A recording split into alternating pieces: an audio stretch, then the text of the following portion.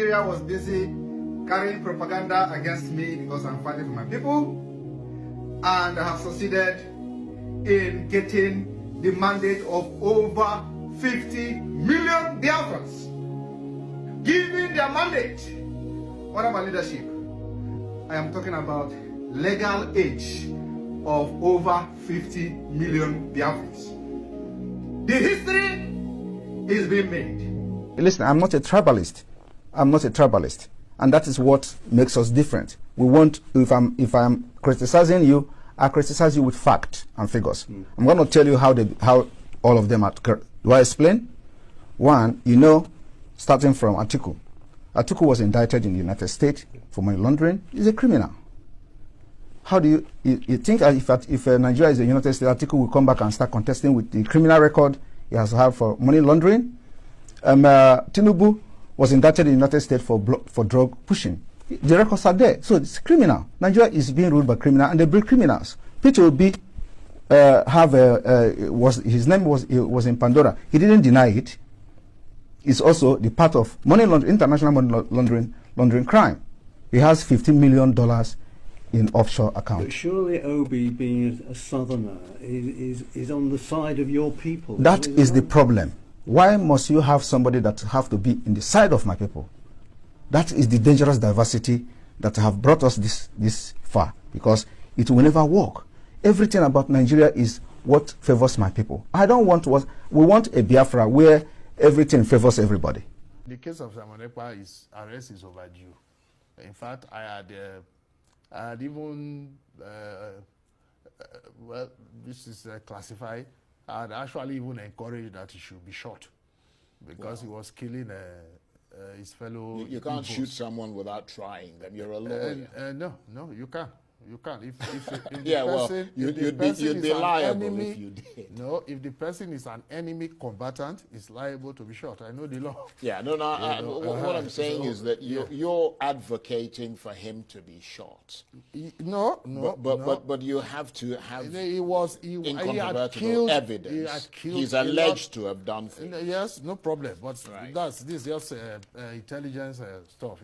It's just a crazy, poorly educated young man. If that's in that case, I am in full support of his arrest. Allegedly, Simon Ekpa has denied being the Prime Minister of the Biafra Republic in court. I believe that he had described himself as an ordinary member of Ipob, which is quite strange because, Vimba, you know that we have seen Simon Ekpa in a lot of his videos, claiming to be, the Prime Minister of the Biafra Republic. So, I mean, I think that he did say in court that, he denied that he is the head. He's just an Ipob member. But let me take some reactions. This person wrote, Simon Ekpa in court. Prosecuting counsel, you are the Biafran Prime Minister? Simon Ekpa says, no, my lord, I am not. Prosecuting counsel says, what are you then? Simon Ekpa says, I am a content creator.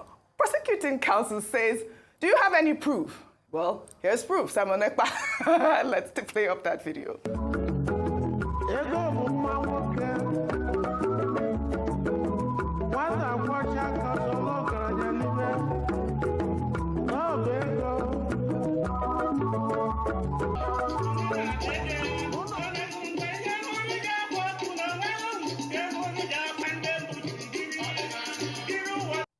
We have repeatedly complained about the issue of Simon Ekpa. He is in Finland. The Finnish government are giving him all the support, and he's doing what he's doing. The comments he's making, people are being killed, and nothing is being done. And this is democracy. If the European Union is the one supporting democracy, and this is happening, and they're not taking action, then they don't mean well for Nigeria. Betting, possibility of an extradition. Okay, there is no bilateral extradition treaty between Nigeria and Finland, and to that extent, it may be difficult to pursue the extradition. Now, the Chief of Defense Staff has expressed his opinion to everybody that, look, Simon Ekpa, whatever may have been his offense, must also be subjected to due process. Secondly, I think my most important point is, whatever is done, I want peace in the Southeast. That's the most important point. And that's why I asked a question from the guest that was here, that will this bring about peace in the Southeast? Sovereignty and all of that at the discretion of the nation. I mean, we saw what ordinary Benin Republic even did to Nigeria in the case of Sunday Igbo here. So as regards talk about extradition, I think that's a long call. I think they were just celebrating. But the substantive part of the matter is the destruction of life and property. That's the main point. In the Southeast. And is it worth it? So please, anybody that is perpetrating that chaos should stop it. Yeah. The lack of justice. Right. All right. And the things that happened then that we did not listen to. Right. The way politicians divided this country because of their own selfish benefits. Right. And that's what we should move away from. Absolutely. Absolutely. Well, I wanted to just touch more on the issues in the Southeast. Yesterday, Dr. Abati, we took this story, and there was a flurry of reactions about whether or not the Igbo people sell land to outsiders. I don't know if you would like to address that, because there were a lot of, people from the Southeast saying that it is not true. No, I have no further comments on that subject. Okay. I was very clear yesterday. I was very specific. I made my point. I provided the context in which I was speaking. If people have a selective hearing, that is their problem. It is no longer news that Simon Ekpa was arrested and detained in Finland. This is not just an event that happened like that. The Finnish government had taken time to observe Simon Ekpa, and they had collated certain evidence according to them, and they also needed the help of the Nigerian government to help them understand some of the activities of Simon Ekpa. One of the count charge against Simon Ekpa is fraud. They said he's into money laundering. Of course, we all know that donations are needed for any movement to thrive, and donations often come from far and wide to help the agitation progress. Now, what are the modus operandi of this agitation? You heard from Joy Okupe, and of course, Arise Television. You heard from our seasoned journalist what he has to say about this. Will this arrest of Simon Ekpa bring an end to the chaos, to the unrest in the southeast of Nigeria? Are we sure that we do not have some thugs, some people who have hijacked this Biafra restoration, using this as an opportunity to maim, using it as an opportunity to score personal vendetta, using this as an opportunity to war against factions, against cults, against groups, against enemies, against each other? Is that what it is? Kidnapping for ransom, for money? Is that what it is? Is this going to put an end to it or not? A big, huge question. Is there going to be peace in the southeast of Nigeria? As we speak, southeast of Nigeria and the north of Nigeria, certain parts of the north of Nigeria, these parts are a no-go area. You heard what our guest said. Look at the way Benin Republic was able to manage the case of Sunday Adeyemo Igboho, the Yoruba agitator, who said, look, enough is enough. We cannot allow Fulani herdsmen dominate our farms, rip us all off. We have to stand up and act. It cost him a lot. It cost him peace of mind. It cost him a lot. Right now, he lives abroad, trying to recuperate, trying to regain what he has lost, which runs into millions. Not to talk of life and lives that were lost during this period. So how is Simon Ekpa going to be deported back to Nigeria or extradited? That would be a difficult one. Very, very difficult. You heard what our guest said. All of that is just, what is it called? Super story. Super story. First of all, is Simon Ekpa a terrorist? That's the first question, important. Or the Nigerian government are cooking up stories to make it appear as if Simon Ekpa is a terrorist, whilst they are the ones creating. If you've dealt with a Nigerian police, the corrupt ones, you understand how they can cook up stories to make it appear as if it is true, and how they can erase evidence. There's nothing that they cannot do. Also, like I said at the beginning, we cannot erase the part of certain people hijacking this struggle for their own personal gain. Now, some of the concerns that have been raised is this. Simon Ekpa lives abroad. and he wants those who reside in Nigeria to put their lives on the line whilst he is there enjoying the inflow of money. Those are the concerns of certain people. Then another group, their concern is this. Simon Ekpa has denied being a member of the indigenous people of Biafra, a group that has been proscribed as a terrorist organization in Nigeria.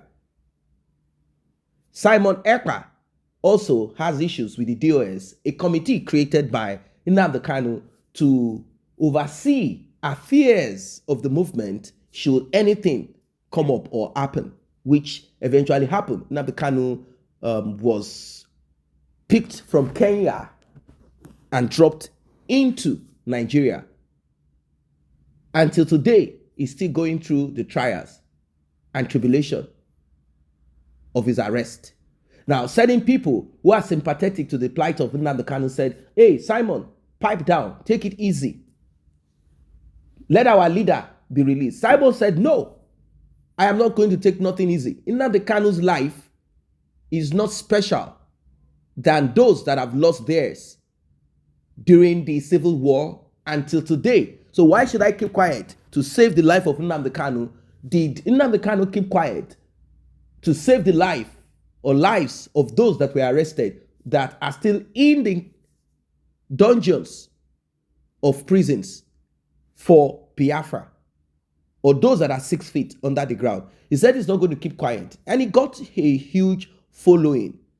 Not until he declared himself as the prime minister of Biafra in exile, and he appointed ministers all over Europe.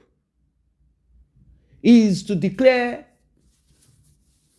Biafra as a recognized nation December 2nd, 2024. Just some couple of days or weeks to his arrest. Well, the Nigerian officials, the Nigerian government are seeking to extradite Simon Ekpa. They said he's a banned secessionist and his movement is also banned in Nigeria, and that he is a terrorist, and that they want Finland to remove their Finnish citizenship from Simon Ekpa. They said Simon Ekpa is a terrorist and he is not needed in Finland, and that he will be kept in the dungeons of prisons in Nigeria once there is a cooperation. They said they want him to face justice in Nigeria, where he is accused of using social media to instigate violence. Ekpa, like I said, has previously denied any links to the current killings and violence in Nigeria, Southeast, where a bloody civil war was fought in the late 1960s. He links himself to IPOB, but described himself as the Prime Minister of the Biafra Republic government in exile. However, IPOB is banned in Nigeria, like I said, and they have disassociated themselves from Simon Ekpa. Now, can you get it? IPOB say, no, this guy is not a part of us. We don't know him. We don't know what he stands for. In March, the Nigerian army said Ekpa and 96 others were wanted for terrorism, violent extremism, and secessionist threats. Ekpa, who lives in Finland, in the northern part of Finland, Lahti, in a place called Helsinki, he has served in several capacities. He has integrated in Finland. Now, some might be like, why can't he just keep his mouth shut? Some said, oh, he's trying to make money and live fresh, but his living soft has come to an end. Well, the Finnish government, their National Bureau of Investigation, they went deep. They put in detectives. They did their investigation. Of course, with international cooperation. And when you hear international cooperation, you should understand that the Nigerian government is part of it. The Nigerian government did not clarify if they are involved or not, but they said international cooperation, meaning they were able to get info from other parts of the world for them to ascertain if Simon Ekpa should be tagged a terrorist. 4 other people too were also remanded in custody on suspicion of financing Simon Ekpa's activities. It is not clear if the Nigerian authorities have yet made a formal extradition request, but several senior officials have made it clear they expect him to be tried in the West African country. Thank you, Finland. See you soon, Prime Minister. This is what someone said, and this person is Dada Olusegun, Special Assistant to President Bola Tinubu. He said, thank you, Finland, that they are going to see the Prime Minister soon, meaning Simon Ekpa will be brought back to Nigeria. That's what this person is implying. Also, the Nigerian army has also lauded Ekpa's arrest, describing it as a key victory. This is coming from Tuko Gusau, army spokesperson. He said he is happy with his arrest in Finland with the hope that this will be a step towards his extradition to Nigeria so that he will face justice. The Director of Defense Media Operations said, we are delighted about this arrest and glad that the international community is partnering with Nigeria in our fight against terrorism. They've labeled it terrorism. They know that once you say terrorism, majority of these countries do not in any way want to embrace anyone that is tagged. Now, back then, the Nigerian army had accused the Finnish government and the European Union of shielding Simon Ekpa. But a Finnish envoy said then that although the European country, that is Finland, was concerned about Ekpa's activities, his right as a Finnish citizen needed to be considered, and the Nigerian government kept quiet. The thing is this, Simon Ekpa commands a sizable following in parts of the southeast of Nigeria, which have been affected by instability for years because of the conflict between Ipob and the Nigerian security forces. And he has called for repeated sit-at-home protest against the Nigerian government. Well, let us see how this will be. Simon Ekpa came to national prominence after he announced on Facebook page in 2021 that IPOB leader Nnamdi Kanu has ordered him to assume the role of broadcaster on the group's radio station, Radio Biafra. Like I told you, it didn't end well. Issues between them, DOS, IPOB, and Simon Ekpa. Then he declared the ghost mode.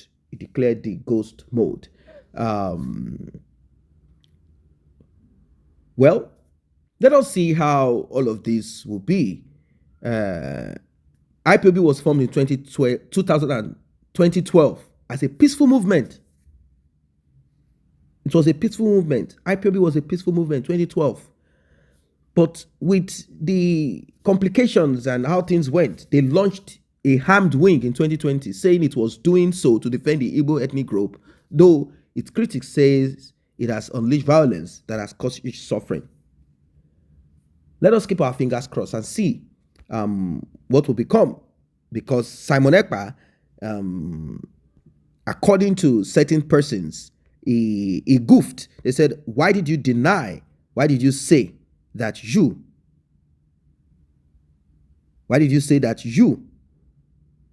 are no longer a member of the indigenous people of Biafra? I don't know why he has to say he's a member of the indigenous people of Biafra. If he is not, then he is not. If you have evidence that he is, then prove and show. It's as simple as ABC. He said, I am Nnamdi Kanu's disciple. Are you a member of IPOB? Regardless, it's just an issue of presentation of English and understanding of it. The point is this: Nigeria should break apart once and for all so that we can put an end to all of these shenanigans. It's as simple as ABC. Nobody should be made, or group or tribe should be made to stick together. I know that most times they do say once you vote, you are simply affirming that you want to remain in Nigeria. Regardless of your tribesman, such as Peter Obi that came out, if the Southeast, if Biafrans had said, we all are not voting, which I believe that's what Simon Ekpa said, I don't know what changed. If they refuse to vote for Nnamdi Kanu, for Peter Obi, if all of them refuse to vote, you know, they had issues then. They said, oh, Peter Obi said they should vote. Nnamdi Kanu said they should vote. Simon Ekpa said they shouldn't vote. If they had a one common ground and they did not vote at all in the whole of the Southeast, and they stood to protest on that day, saying, no, we want to break Nigeria apart, that would have been a unified voice saying, we no longer believe in one Nigeria. But unfortunately, it didn't happen that way. It's a difficult situation. I say a very big thank you to those who have taken time to subscribe to this channel. And if you're yet to subscribe, kindly tap on that subscription button and also the red bell icon so you will be notified whenever videos such as this are uploaded.